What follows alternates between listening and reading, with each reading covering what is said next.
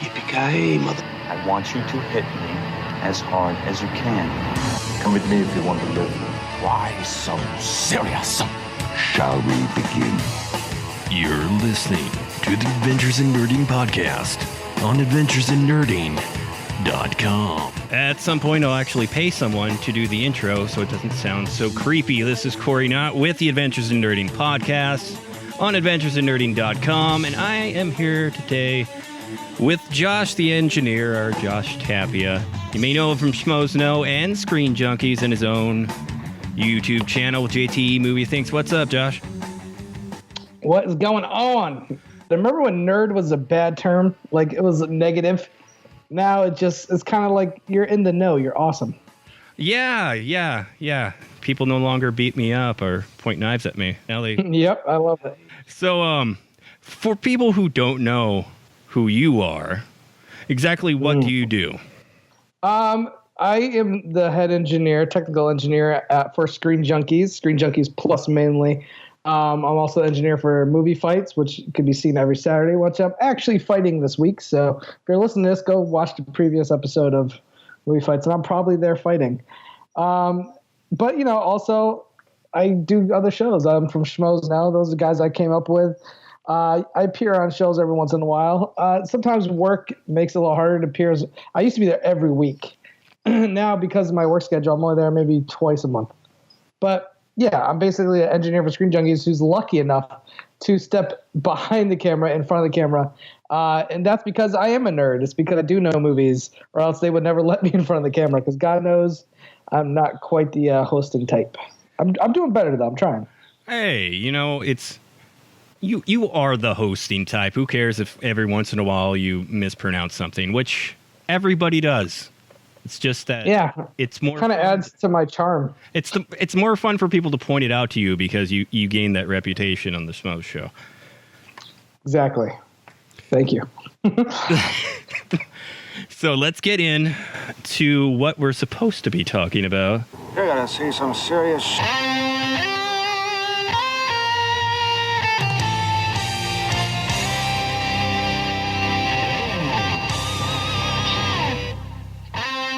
I just like this song. I might just let it play out. Guitar. There we are. Oh, what a guitar riff. That has got to be one of the best guitar riffs I've ever heard. Oh, Back to the Future on guitar. Yeah, I loved finding those. They're great music beds for stuff. So getting into what the show is about, Adventures in Nerding, and I know you're a big film nerd. What film really got you interested in this whole industry that you're in now? That's a tough question because obviously people know I'm a big Stallone fan. I love watching the Rockies growing up. Rocky films were one of the first films where I didn't just watch it once and, never watch. It's just one of those movies I had on repeat. I wore out my VHS of Rocky 4. My dad would come home from work and I'd be downstairs watching Rocky 4 and he'd be like, "Are you watching this again?" And I think the reason because of that is there's a certain energy and emotional swell of intensity that you get watching the Rocky films, especially during the fights and the training montages. And to me, I think it was kind of like a drug. It was like the cinematic high I was chasing. And that's what happens when you get a great film that can – one of my favorite things in movies is when they build – a scene builds and like you feel yourself, building with the scene, and then there's a climax. I mean, it sounds very sexual, but it really is just about great cinema. I love the scene in the movie for a recent film, Kick-Ass. The scene where Nicolas Cage is tied up and she's going psycho and just taking out everybody. The music they use from the film Sunshine, the way that scene builds, it's like you just get this high. And I think as a kid, when I found the film that could do that for me, that gave me a cinematic high, I would just watch it on repeat and repeat and repeat. One Flew Over the Cuckoo's Nest, I was a little bit older. I wasn't a kid, obviously, when I watched that, but that was one when I was like maybe in early high school when I watched it and was like, oh my God, this is just great cinema. And the emotional reaction it would get from me, it's almost like when someone goes to the movies every weekend like me, you're lucky if you get 2, 3, maybe 4 if it's a good year. You'll get a movie that you walk out and are just on cloud 9. You actually sit through a lot of mediocre movies and movies that aren't very good, trying to get that cinematic high. So I think when we do find one, like for me last year, Sing Street, I absolutely loved, and I was singing its praises. Same thing with Mad Max Fury Road the year before, because I think it's so rare to find such a great film that gives you that cinematic high and joy. I think it's like we're kind of like addicts. We just keep going in movies looking for that next hit, and if you're lucky, you get 2 or 3 a year. Man, it's been a pretty good year. I think in terms of for film nerds with some of these movies, like Mel Gibson is finally back, which is just insane. I never thought he'd be let back into Hollywood. I agree. I mean, he did some films. Like he did a film called Bloodfather last year that I really enjoyed. But again, smaller budget film, but he showed he could lead a film. Now he's back behind the camera. I don't think they've quite accepted him yet in front of the camera, and I'm curious to see if maybe he can make that next jump. Yeah, Hacksaw Ridge. Well, Mel Gibson, for me growing up, when you think about movies that just get you going, like Lethal Weapon was just fantastic. In terms of action films. Yeah. You want to talk about another movie that gave me cinematic joy as a kid? The last fight scene between Riggs and Mr. Joshua is like one of my all-time favorites. In the scene where Mel Gibson goes full sicko and starts killing dudes in the club, like that's another movie I watched over and over and over as a child because I just love the cinematic high I got off it. And John Wick is kind of bringing that back. For sure. That whole 80s, early 90s violence that... Mm-hmm. I don't know. Just seeing choreography, like fight choreography, for me is just one of the great arts that was kind of lost there for a while. Oh, for sure. I mean, sometimes it's simple. We just want to see a guy in a wreck house. That's, it's not, you don't always have to have a super complicated plot. If you just execute the simple stuff well, people will come out in droves to watch it. So in terms of your film nerdiness, are there some films out there that people wouldn't think you liked, that you just purely enjoy? That's tough. I like to think myself, I mean, I'm pretty across the board open to all cinema. Like, I love foreign films. Maybe a lot of people, I've tried my best to let that be known. But that might get lost in the shuffle because I'm always talking about action films and, comic book movies, but I love foreign films. I think when I hit a certain age in high school, I got to the point where I've seen like a lot of the great American films. And I started exploring films outside of America and realizing that they don't have the same restrictions that studios in Hollywood. Hollywood, they think about the money first, obviously. So therefore, the good guy's usually always going to live. He's always going to save the damsel in distress. When I started watching foreign films, you notice they don't have as many restrictions, or they don't have producers sticking their finger into the film saying, "Oh, you can't do that to the main character." I think foreign film is actually they're able to take a lot more chances, and therefore you see stuff that you wouldn't see in America. And I thought that was fascinating as a high schooler, like watching movies from John Woo where the hero doesn't always survive or dies at the end, or just has a sad ending. Where I'm like, wait a minute, the bad guy won? What is happening here? And that's one of the reasons why I love foreign films, and I still love foreign films to this day. 13 Assassins, that's a film from like maybe 4 years ago that I absolutely love. It's almost like a remake of Seven Samurai. Seven Samurai, I went on a huge Akira Kurosawa binge when I was in high school, and to this day I love watching his films just because, again, he's not restricted by the Hollywood tropes that a lot of films studios, especially today, are stuck to. Speaking of Hollywood and foreign films, what do you think about the whole thing of like The Raid? Now they're making an American version. What do you think about that? Especially with something so popular, you think they wouldn't even touch it? That's my problem is, like, when they remake these foreign films in America, I don't get it because they don't make them any better. A lot of people will argue The Departed is like a perfect example of how to make an American remake. I love it. The original film is called Infernal Affairs. It was directed by Andy Lau. I absolutely love that movie. I saw it 2-3 years before Departed came out. So when I saw Departed, I couldn't help but compare it to one of my favorite movies because it's literally one of my favorite movies. Infernal Affairs is one of my favorite films. So when I'm watching a remake, even though it has a great cast, a great director, it's not going to ever be as good as the original to me because the original was there first and it was done so well beforehand. Scorsese did change a few things, but to me, because the way I was originally introduced to that story was through the original film. I just liked that film better. I think if you saw The Departed first, you might like it better. And then if you saw Infernal Affairs, like I think it really depends on which movie you see first, and with those two, that you're gonna like the other one better. Yeah, it's but almost I just like reading a book before, like if a movie's based on a book, like you almost ruin your perspective if you watch it beforehand. Yeah, I just don't. I mean, some people just don't like reading subtitles. I guess I get that, but man, it's very rare that a film that's a foreign film is better when it's remade. Like I can't think of many other ones. Old Boy remake was horrible. Just watch the original. I mean, I don't know. I think those remakes are driven by money.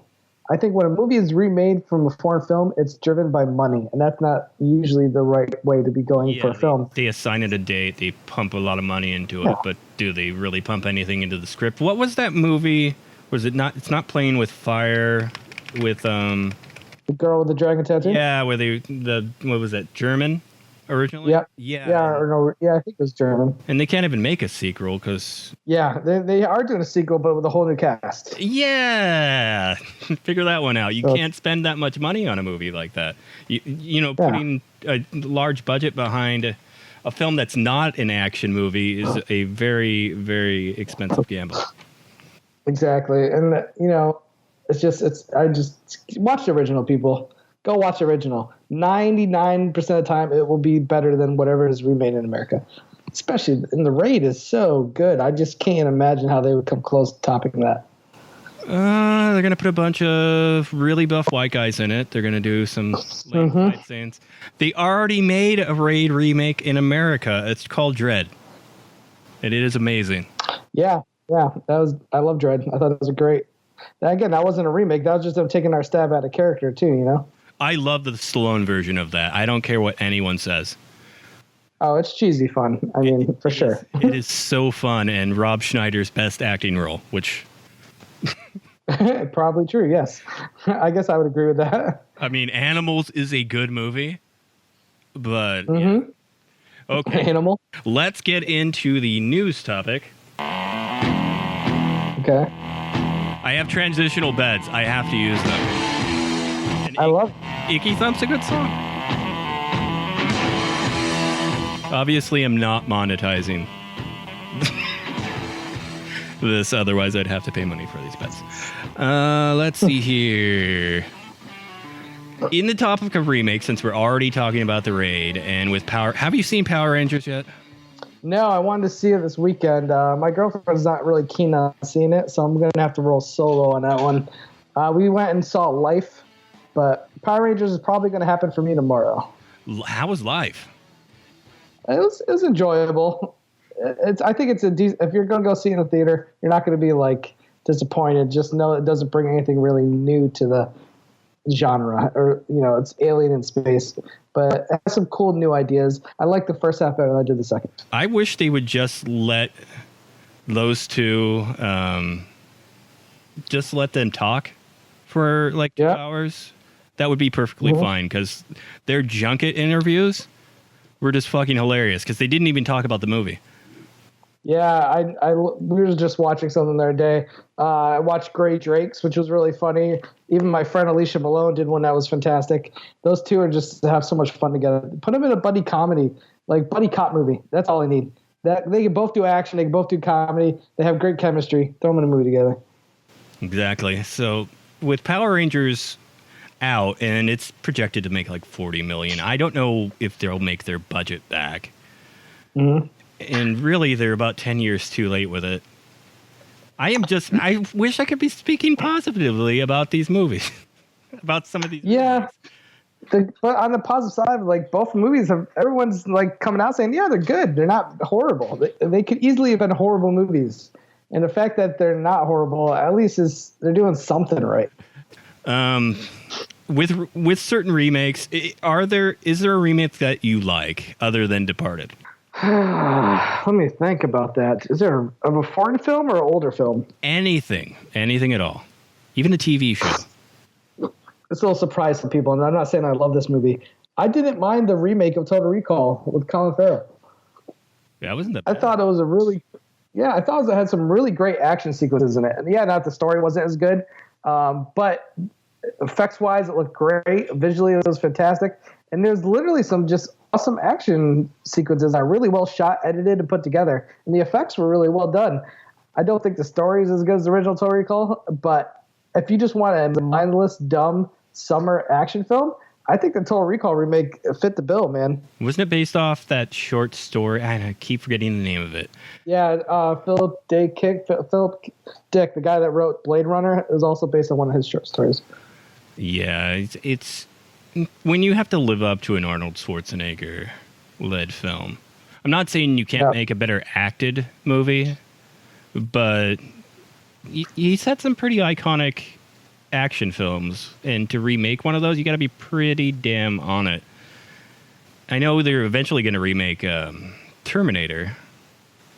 Yeah. Once James Cameron stops making the 7 Avatar movies he's planning on making that will never come out. Well, I'm not really excited for this. I don't think anybody is. I don't think anybody is. Now with remakes and reboots and all that fancy stuff, there are some things that are going on TV wise. When you look at like Lethal Weapon on TV, I don't understand that. I mean, I hear it's not bad, but I'm at the point where I'm not even going to give it a chance. I'm sorry. Lethal Weapon is hollow ground for me. Riggs and Murtaugh are Danny Glover and Mel Gibson. I don't want to see any other version. And then what was it they were trying? Eddie Murphy was trying to launch like a Beverly Hills Cop Beverly Hills Cop TV show, yeah. And now I know he was working on making another Beverly Hills Cop, but I don't think I don't know if it's necessarily even going to go into production at any point in time. But getting back into remakes and reboots, is there a property out there that you think, let's say from your childhood, that should be remade? Something from childhood I'd like to see be remade. Can I use a reboot? Yeah, you can use a reboot. I wouldn't mind a sequel/reboot to Goonies. I think Goonies is a really fun film that has it still holds up for me. Some people I think don't think it does, but I still think it holds up. I think it has some good writing. I think Richard Donner is a great director. Like I was down for that idea that they were kicking around with all the original Goonies coming back as adults and their kids going into a new adventure. If they shot it with like practical effects and didn't try to go too much CGI, you get Spielberg producing again. I think that could be a fun movie, and I would totally be down for seeing it. I love seeing these older films coming back like with a soft reboot and somehow bringing the original actors back. Like Creed was fantastic. Mad Max Fury Road, like those are properties I love that have been rebooted, well done. They're just so well done. And I think something like that for kids would be really fun. It's not like a cheesy property like Power Rangers, which to me, I was never asking for a Power Rangers movie. But Goonies, it started off as a movie. Why not make another one? It would be pretty good. And now the thing is, you can't give Corey Feldman much screen time. Yeah. That's good. I don't know. I can't remember the last time I've seen him in a movie. Sean Astin and Josh Brolin, yes. They should be featured heavily. Jeff Cohen. Yeah. I think he's an entertainment lawyer now. He could be featured, but Corey Feldman, he doesn't need more drug money, does he? As long as Dad is there, that's all I care about. Who's more famous, Sean Astin or Josh Brolin? Josh Brolin, come on. I mean, I love Rudy and everything, but Brolin's been in No Country for Old Men and stuff. That guy gets the W. He's a badass, and he's going to be, the lead bad guy for at least a couple Marvel films. Right? You think so? I mean, I hope they don't take Thanos out in one shot. You never know. Don't pull a Batman, 1989 and kill the Joker in the first movie. That's all I'm saying. Oh yeah, ruin the entire series. Yeah, it's not. No one did it right. He put him in Arkham, but R.I.P. Heath Ledger, man. If he was around, you know he would have been in that next film. Oh, they would have kept on doing it. They would have had a different Batman. But it would probably be Armie Hammer now, but it would be within the same universe. Yeah, probably. Oh man, remakes and reboots. It's a mixed bag when you think about it. For every Departed, there's 8 Lethal Weapons. Mm-hmm. I'm still mad. Why make it a series? And if you're going to make it a series, why not on HBO? Why not on Showtime? Somewhere where you can that would be cool. Blow shit up. You can't even blow shit up anymore. I'm still holding out hope for Lethal Weapon 5. Bring the whole crew back. Bring Joe Pesci out of retirement. Bring back Danny Glover. I don't care what they're doing. I just want them in action. Or what about G.I. Joe? They killed Duke in the last one. Yeah. Well, yeah. That movie, that thing was already, that ship is already sunk. Oh, good God. The Rock is in everything. He's ruining my childhood slowly. He's ruining your childhood? Well, Jumanji's next, so. Oh, good God. Ready. Robin Williams is already dead. Leave him alone. Yeah. It's just, that's why I'm so worried about that Aladdin movie. I just can't imagine anybody you get taking rid of over that role. That kindly Disney racism. Good point. It's like Dumbo. Everybody's like, you can't ruin my childhood. You can't ruin my... Disney probably wants to get rid of that film from their library. Yeah, I can see that. You know, there's certain things that do need to be remade, especially from, the 30s and 40s. But, there's things from the 90s and 2000s. Maybe I just hold them too dear.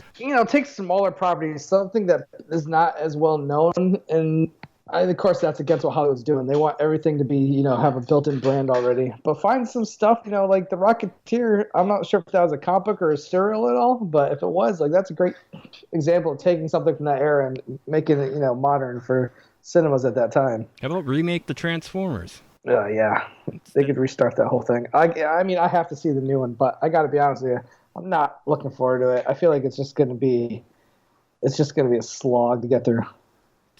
Geez, what is it? Hitler, the Knights of the Round Table. I don't know what's going on. Somebody had a everything you could think of is in that movie. They had a 6-sided die of just shitty ideas, and they're like, you know what? Fuck it, we're doing them all. Mm-hmm. I wouldn't be surprised if robotic Ewoks show up halfway through that fucking thing. Didn't they have an entire crew of Oscar-winning writers they brought in? Yeah, they did They did a brainstorming thing, but I mean, for me, I think a singular vision is how a script should probably be made. I don't think it should be a potluck. I think Bay just brings in 12 women, throws water on them, makes them jump up and down, and he's like, I can make a movie around this. Yeah, and a couple of sports cars, a couple of Lamborghinis. Somebody taking off their sunglasses while the camera pans up towards them. Sounds about right. Dear God, this became a podcast about knocking Michael Bay. Just watch the hate mail flow. Dear God. Okay, just to close things out, and I just wanted to thank you for coming on. What are you up to? Where's your latest post? How can people find you? Not much going on. You guys can catch me on Twitter at JTE Movie Thinks. Speaking of JTE Movie Thinks, I'm really working hard on my YouTube channel these days. I think it's a fun thing for me to do on the side. Yeah, I'm on Screen Junkies and I'm on Schmoes, but that's their shows. The thing I love about my YouTube channel is it gives me a chance to just, do what I want to do and not, have anybody tell me, hey, I need you for this or that. It's just my own voice, which is, something important to have, especially in this industry, because when you're on all these other shows, sometimes it could get taken the wrong way, or there's so many times where I'm on these shows and I don't have enough time to say what I want to get out there. So I love just doing these reviews and trailer reactions. So that's mainly where you can find me. My podcast has been a hiatus for a while. I did one a couple months, I think very beginning of the year I did one episode, and I did one right before the Oscars last year. But I really need to start doing more of my JT Movie Thinks podcast, which you can catch on the Schmoes Know iTunes feed when it does come out. I have 2 people scheduled. It's just everyone's so busy. It's so hard to get people to just sit down and record sometimes. Well, yeah, and with Celebration coming up, I know a lot of people are heading out to that. Are you? Sorry, say it again? Are you heading out to Star Wars Celebration? No, I'm missing it this year. And this is pretty well known. I love Star Wars, but nowhere near as much as these other guys. I can't justify going to a con just for Star Wars, in my opinion. If you love it, of course you would want to go. There's a Rocky convention. I'm there. I can't. It's just last week, and I just have to say Star Wars and walk away from the mic for 2 hours. Yeah, I love Star Wars. I just not into it as much as about most of the people I work with. Christian, Copster, Ken Knapsack. I mean, those guys are just diehard fans. They live and breathe it. To me, I just enjoy them as films. I don't watch any of the shows. I never read any of the books. I just enjoy them as films. I'll be honest, like the more I watch Force Awakens, the least I kind of like it. So I don't think Force Awakens was kind of I liked it when I first saw it. I still do like it, but I do think it was a little bit of a disappointment. Even though I did really love Rogue One. It was made to appeal to older fans and also sell toys to newer fans. Yeah, I keep hearing it's like they had to reintroduce it to the new generation. And my argument is, no, you don't. It's fucking Star Wars. Everybody knows Star Wars. This is the one franchise. You're right. It's like if they relaunched Rocky and they're like, you know what, we need to tell everyone within the first hour and a half exactly what Rocky is. Yeah, exactly. Like they didn't explain that in Creed. You just know, you went in, you knew who he was. I just don't get that argument with Star Wars. I feel like everybody knows what Star Wars is. It's such a huge part of cinema and just pop culture that take that and just do something completely new with it. And I feel like it was too much of a, cover band. It was a cover band movie. They're just like, let's cover all the hits and then we'll get to the next album will be like our original new stuff. Oh yeah, the next one's supposed to be extremely dark, which I am excited about. I'm very excited about, but I am... Ryan Johnson directing the new one is really gets me going. Like, I think he's a great director, and I think he's not going to do something that's going to be anything similar to what we saw. Oh, it's going to go dark. It's going to go Empire Rate. I love it. Alrighty, well, I will catch you later, and let me find the outro. Oh, hey, how about I turn up the fucking volume? Jesus. Let's do it. Go to adventuresindnerding.com and watch previous episodes. You like this show? No, it's the worst show ever.